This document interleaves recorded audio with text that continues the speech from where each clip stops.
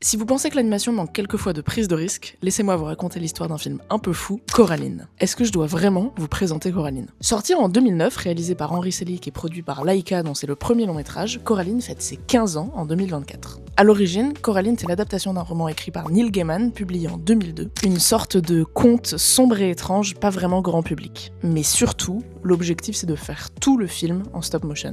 Chaque seconde du film représente 24 photos, avec chaque mouvement fait à la main. Les équipes de Laika ont fabriqué des centaines de marionnettes, des décors entiers, des costumes miniatures, tout ce que vous voyez à l'écran existe physiquement. Mais là où Coraline devient historique, c'est dans l'innovation. Pour les visages, ils ont utilisé l'impression 3D. À l'époque, c'est révolutionnaire. Des milliers de visages différents ont été imprimés pour créer des expressions fluides. C'est un mélange entre artisanat et technologie de pointe, et c'est ce qui définit encore les studios Laika aujourd'hui. Et au centre de tout ça, Henry Selick, un réalisateur qui adore les histoires sombres, comme dans L'étrange Noël de Monsieur Jack ou Wendy les Wild, et qui refuse de lisser ses histoires. Avec Coraline, il veut un film qui marque et pas juste un film pour enfants, et ça marche. Parce qu'après la sortie du film en 2009, le film est devenu culte avec le temps, au point que 15 ans plus tard, Laika décide d'en faire une vraie célébration. Donc oui, Coraline c'est un super film et je vous recommande d'aller le voir. Mais je vous invite aussi à aller regarder comment sont faits vos films préférés et comment les réalisateurs ou les studios les ont fabriqués. Et vous, est-ce que Coraline vous a traumatisé enfant ou vous l'avez découvert bien plus tard? Moi, c'est Kezako et je vous parle d'animation.